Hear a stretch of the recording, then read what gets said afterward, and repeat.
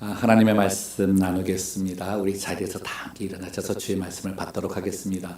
빌립보서 3장 10절에서 14절까지 말씀인데요. 한 절씩 교독하고 마지막 절은 같이 읽도록 하겠습니다. 내가 그리스도와 그 부활의 권능과 그 고난에 참여함을 알고자 하여 그의 죽으심을 본받아 내가 이미 얻었다 함도 아니요 온전히 이루었다 함도 아니라 오직 내가 그리스도 예수께 잡힌 바 된 그것을 잡으려고 달려가노라.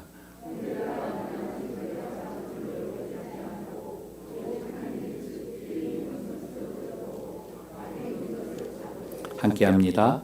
푯대를 향하여 그리스도 예수 안에서 하나님이 위에서 부르신 부름의 상을 위하여 달려가노라. 아멘. 자리 앉으시겠습니다. 오늘 말씀의 제목은 예수 안에서 달려갈 길로 이제 정하는데요. 아마 몇 개의 시리즈로 몇 주 여러분과 나누게 될 것 같습니다. 우리 고백하고 말씀 나눕시다. 예수는 그리스도시요 살아계신 하나님의 아들이십니다. 한 주간도 이 고백 속에 승리하고 살아오신 줄로 믿습니다.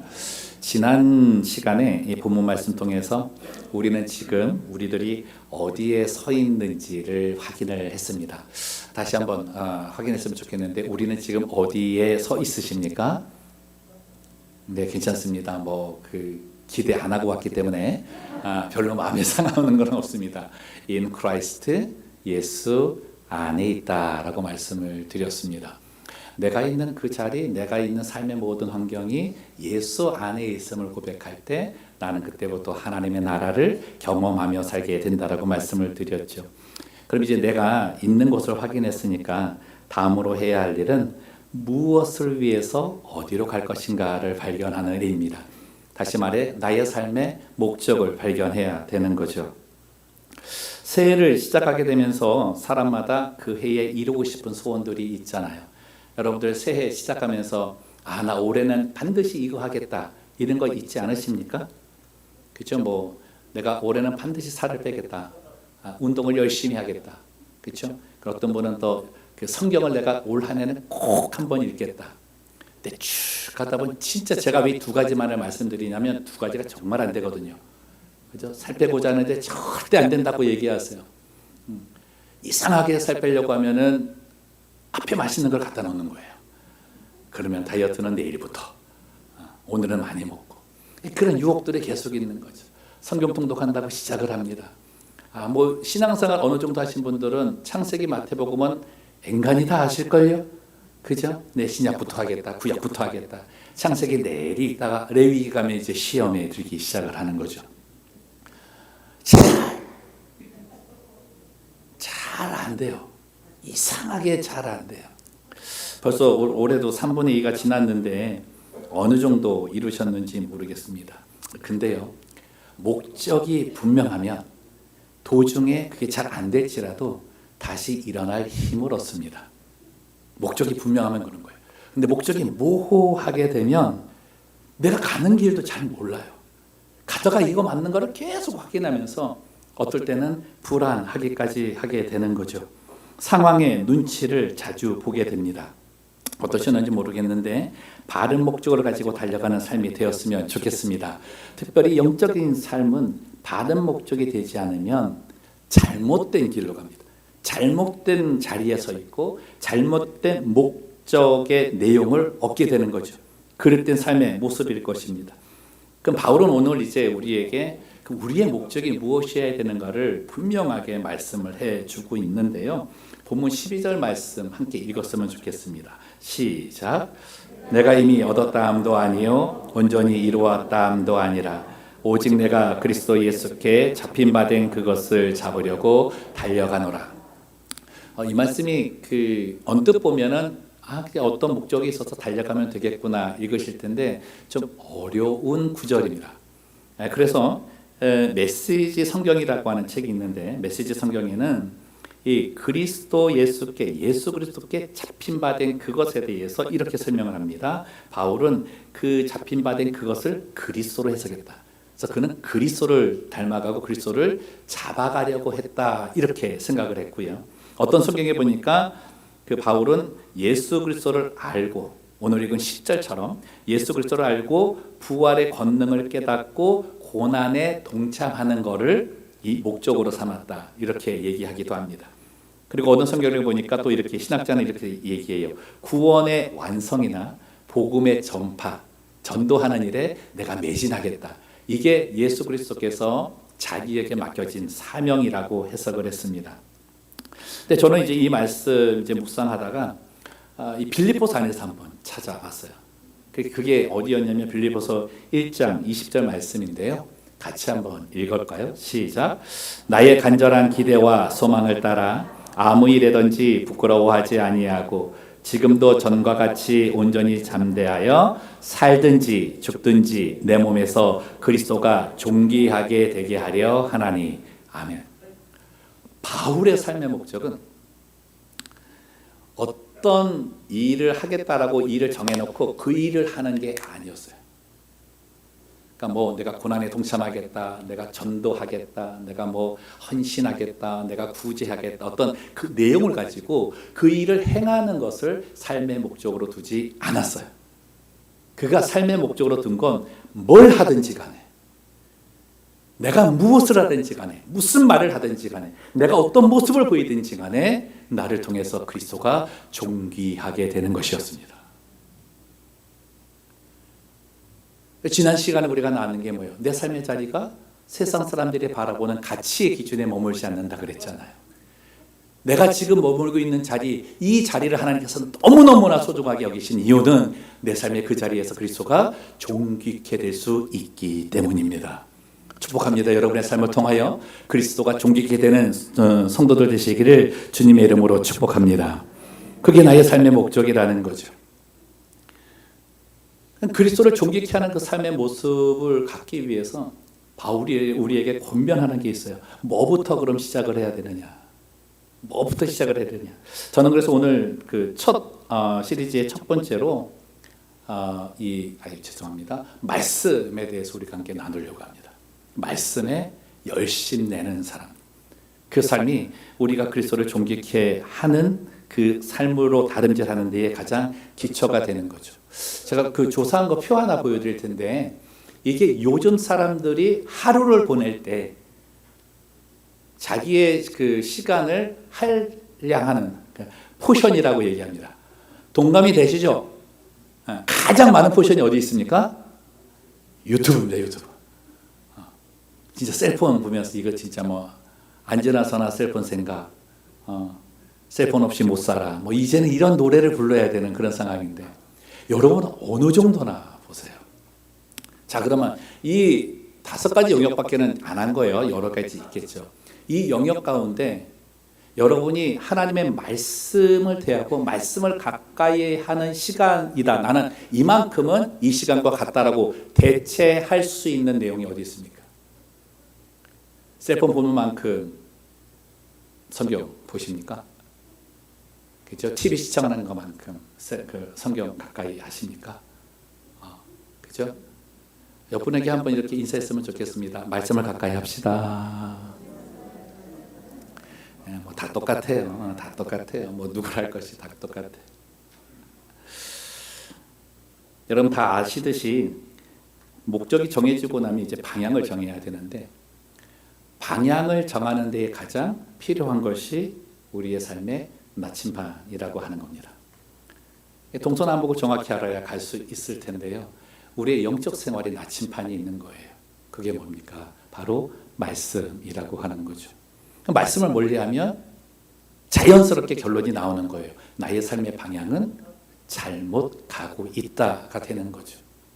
그래서 성경은 그 말씀에 대해서 이렇게 증거를 합니다. 시편 119편 105절 말씀인데 함께 읽어볼까요? 시작. 주의 말씀은 내 발의 등이요 내 길의 빛이다. 주의 말씀은 내 발의 등이요 내 길의 빛이다. 여러분, 말씀이 비추어지지 않은 곳, 말씀과 상관없는 모든 내용들을 선택하고 대하면 그때는 좋을 수 있습니다.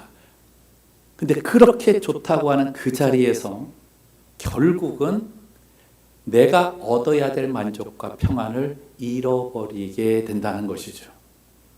그때부터 이제 방황이 시작이 되는 거예요. 근데 반면에 내 삶의 말씀이 비추어지는 것을 디디고 살면 우리 주변에 있는 모든 것을 통해서 그리스도를 존귀하게 되는 도구가 발견되기 시작을 한다는 거예요. 이상하죠? 믿음 생활하고 나서 이것이 발견될 때마다 삶에 자신감이 생겨요. 여러분, 죄를 지을 때 삶에 자신감이 생기십니까? 선을 행할 때 삶에 자신감이 생기십니까? 1번이라고 하면 큰일 납니다. 선을 행할 때 내 영혼이 자꾸 살아나는 것 같아요. 하나님께서 원하시는 삶을 살아갈 때 뭔가 내 삶에 기쁨이 일어나는 것 같아요. 그 삶 자체가 내 삶을 통하여 그리스도가 존귀케 된다는 거죠. 근데 그 길로 인도하는 것이 무엇이다? 말씀이라고 하는 겁니다.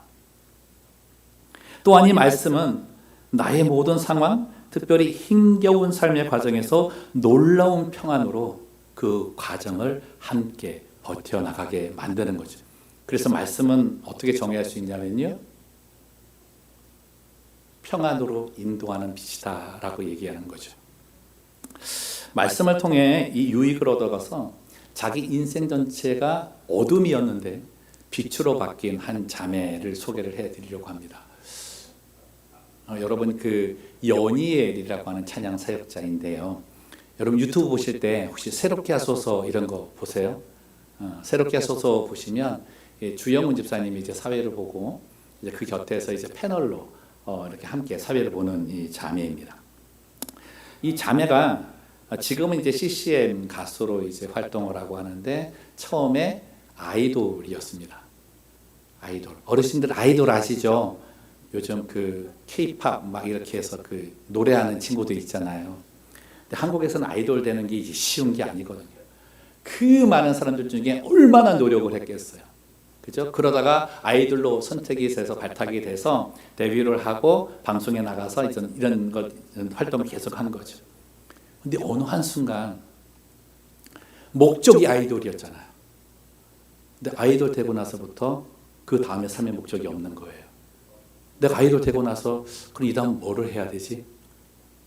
근데 그때부터 마음에 이제 번민이 오는데 갑자기 두려움이 생기기 시작을 합니다. 여러분, 이 자매가 어려서부터 교회를 계속 나가고 있었어요. 근데 그 두려움이 오는데 무대에 설 때마다 괴로운 거예요. 무대에 설 때마다 더 두려운 거예요.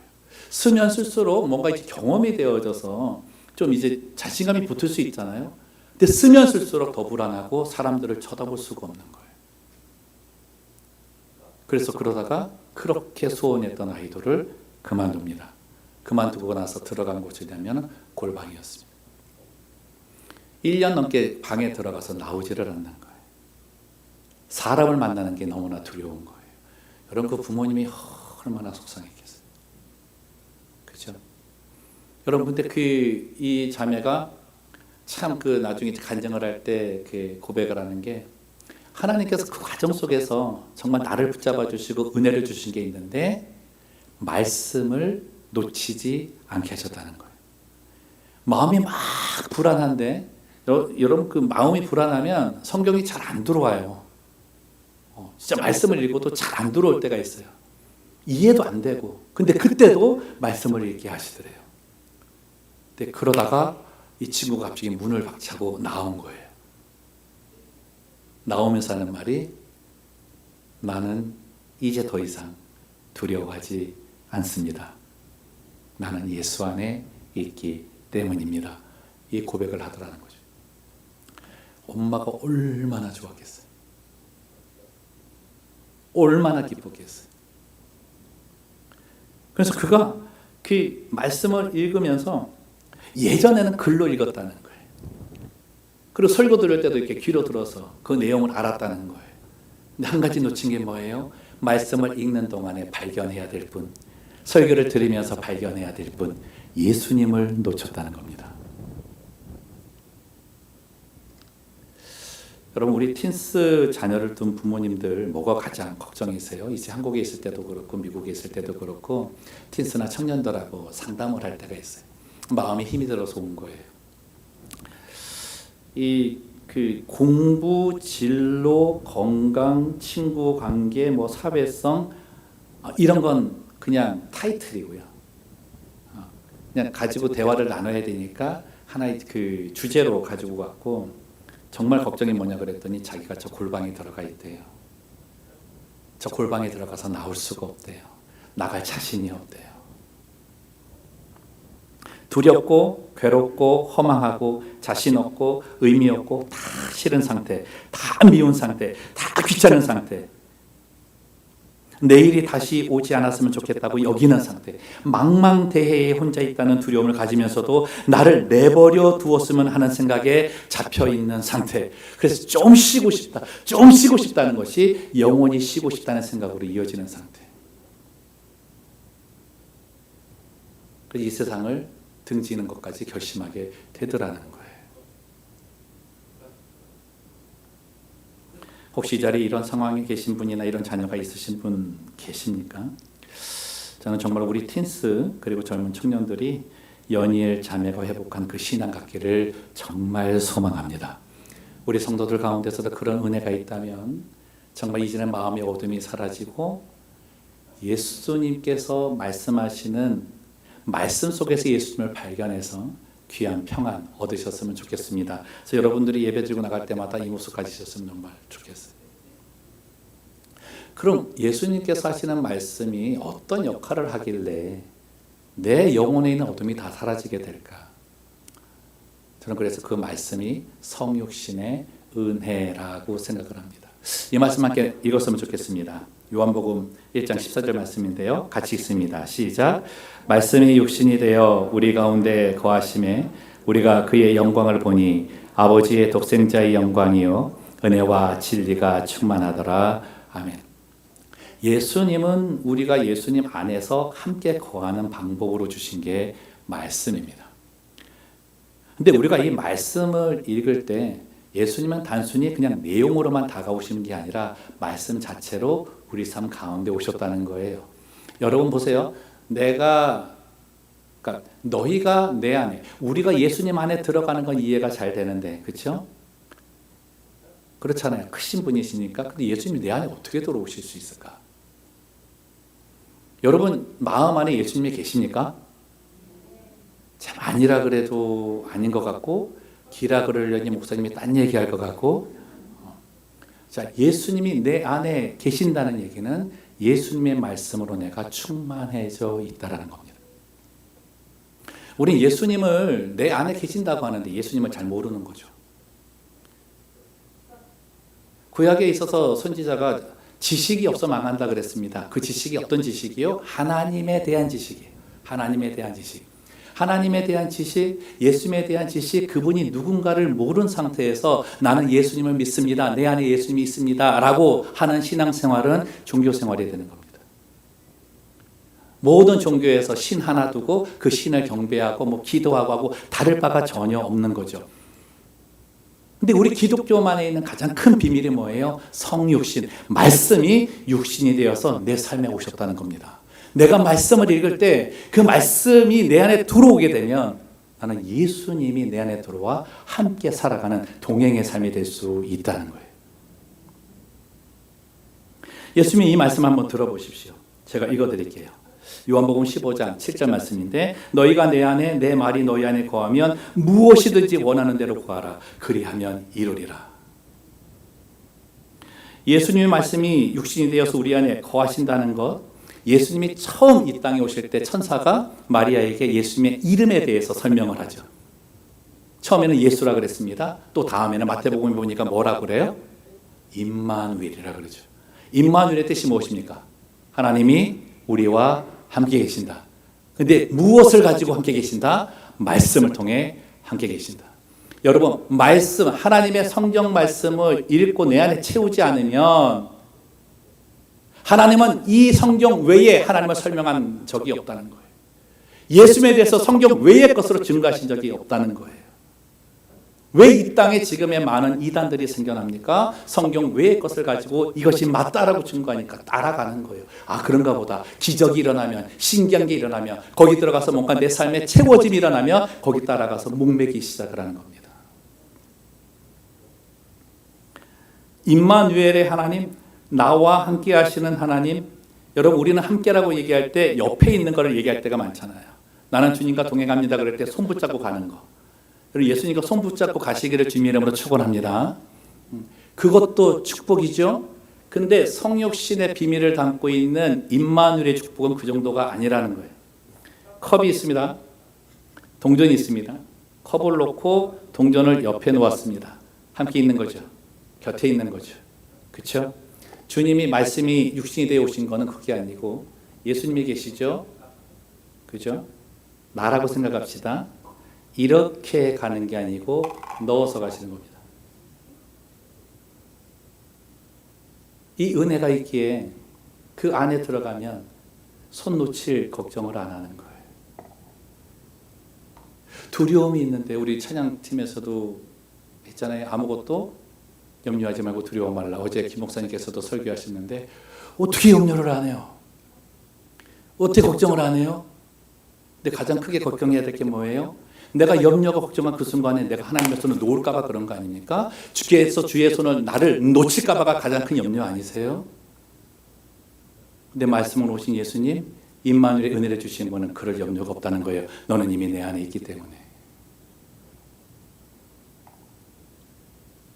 말씀을 읽을 때마다 그분의 음성을 듣기를 원하셔야 돼요. 이게 신비한 음성, 말씀을 읽기는데 하나님이 오늘 이상한 음성을 주시는 그 신비주의가 아닙니다. 말씀을 읽을 때 예수님의 음성으로 받아 내 영혼을 울리는 은혜가 있어야 된다는 거예요. 사진 하나 보여드릴게요. 이쁘죠? 제 딸은 아닙니다. 딸을 갖고자 했지만 안 주시더라고요. 이 아이가 이제 제가 2년 반 동안 한국에서 사역하고 떠나올 때 마지막 인사하는 주일에 저 그 앞에 이렇게 한 거 메모지 뭐라 그러죠? 편지를 손수 만든 거예요, 걔가. 야, 저 나이에 저거 만드니까 만들어서 저에게 준 거예요. 제가 이제 떠나기 전날 보게 됐는데 뭐라고 써 있는지 보이십니까? 한번 읽어보시겠어요?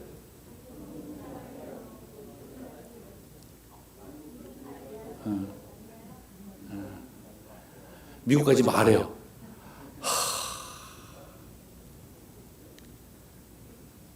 저거를 하루 전에 딱 떠나기 전날 딱 어떻게 보는데 엄청 울었습니다. 그 교회 있을 때 2년 반 동안 이제 교회 앞에서 안내를 보고 가다 보니까 모든 애들은 매일 안아주고 머리 쓰다듬어주고 서로 이름 부르고 다니고 가정 가서 기도해주고 이러니까 너무 친하잖아요. 자, 여러분은 저걸 이렇게 읽었습니다. 한동민 목사님 사랑해요. 미국 가지 마세요. 또 만나요. 그렇게 읽으실 수 있죠. 나는 그렇게 들릴까요? 나에게 그렇게 들릴까요? 저는 그 글을 읽을 때 저 아이의 목소리가 들리더라고요. 저 아이의 말투, 억양, 톤, 그리고 저거를 적었을 때 그 아이의 마음이 느껴지더라고요.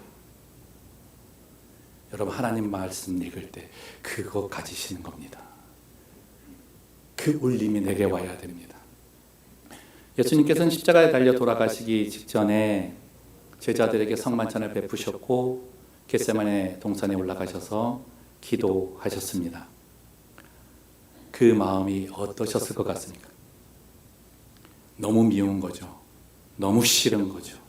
그렇게 좋은 거 다 가르쳐줬고 좋은 기적 보여줬고 채워주고 했는데 결국은 등을 돌리고 십자가에 못 박으라고 소리치는 저들. 그 고뇌가 있어 그 기도를 하는 그 순간에 땀방울이 핏방울 되는 고통을 겪으셨던 겁니다.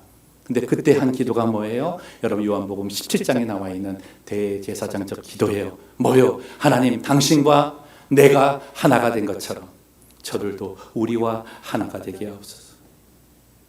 품을 수 없겠는데, 정말 미워서 품을 수 없겠고 버렸으면 좋겠는데, 나 저들과 하나가 되어야 되겠습니다. 저들 건져야 되겠습니다. 기도를 하신 거죠. 얼마나 간절하게 다가오시겠느냐고요. 그 이후에 말씀을 나누고 말씀을 전하고 그 말씀을 기록하는 그 제자들은 주의 음성을 기억하고 그것을 읽을 때마다 예수님의 간절한 이 마음을 담았다는 겁니다. 예수님은 말씀을 통해 내 마음 깊숙이 울림을 주시는 겁니다. 그리고 만지시는 거예요. 그 만짐을 통해서 내 삶의 구석구석까지 함께 하기를 원하시는 분이십니다. 그러면서 주시는 게 뭐예요? 평안을 주겠다고. 내가 너희에게 평안을 주겠다고. 이 평안은 세상이 주는 것하고는 다르다. 여러분 기억하세요. 예수님은 평안한 곳, 평안한 시간에 오신 분이 아니십니다. 좋은 장소, 좋은 환경, 누릴 수 있는 곳에 오신 분이 아니십니다. 죄악된 곳, 괴로운 곳, 힘든 곳, 아침에 일어나자마자 밤에 잠을 잘 때까지 고난과 고뇌 속에 살고 있는 그 현장에 오신 분이 예수님이라는 거예요. 목자 없는 양같이 헤매는 그들을 바라보며 이들이 이제는 목자를 찾아 평안을 얻었으면 좋겠다고 그 간절함으로 우리에게 다가오신 분입니다. 내가 말씀을 읽을 때 이 울림을 가지고 주 앞에 다가가야 되는 겁니다. 앞에 말한 그 자매, 이 주님 만난 거죠. 말씀을 읽는데 그 빛이 안에 들어온 거예요. 주의 음성이 울리기 시작을 하는 거예요.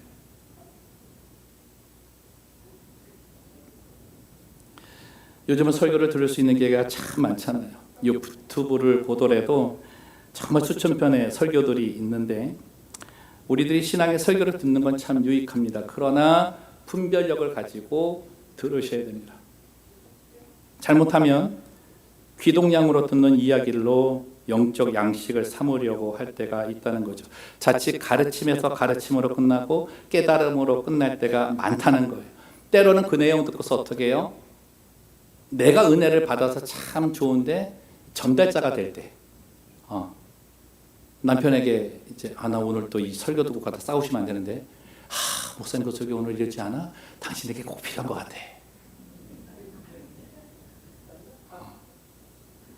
참 희한하죠. 어떤 내용 듣고 당신이 이거 고쳐야 돼, 이렇게 해야 돼, 이 말 들으면 기분이 정말 나쁩니다. 설교 내용은 맞는데 근데 기분이 너무 나빠요. 왜요? 그 내용을 전달하는 가운데 예수가 없었기 때문이에요. 예수가 없기 때문입니다. 예수님을 가지고 전달하면 달라요. 내가 기쁜 거니까. 내 기쁨을 전달하는 거지 저 사람이 이 내용 꼭 변화되기 위해서 전달하는 게 목적이 아닙니다. 내가 기뻐 변한 거를 보여주니까 저 사람이 보고 변하게 되는 거죠. 그 자리가 그리스도가 존귀케 되는 자리입니다. 우리는 말씀을 묵상한다는 이야기를 합니다. 여러분 묵상은 하나님 말씀 듣고 계속 골똘히해서 생각하고 해석하고가 아니라 예수님 묵상하는 거예요. 예수님 갈망하는 거예요. 예수님 갈급해 하는 거예요. 말씀에 갈급한다는 얘기는 말씀 안에서 예수님을 갈급해 하는 거예요. 그분을 발견해야 됩니다. 이 일을 성령이 도와주시는 거예요. 요한복음 14장 26절 말씀 같이 읽겠습니다. 시작.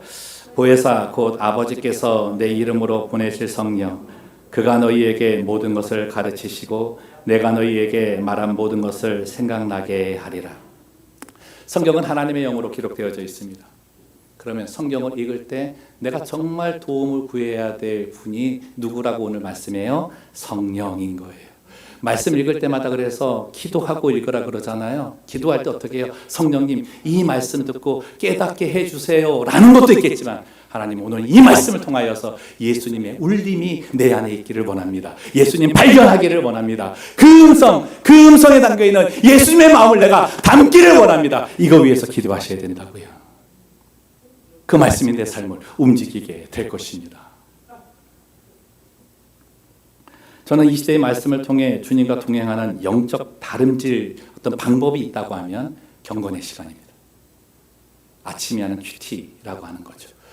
저희 교회는 생명의 삶을 가지고서 하시잖아요. 그렇죠? 저는 이 시대의 개인적인 신앙을 지킬 수 있는 가장 큰 무기입니다. 저는 목사입니다. 우리 김숙 목사님이 이제 은퇴하시게 됐는데 얼마나 많은 설교를 하시겠어요. 그렇죠?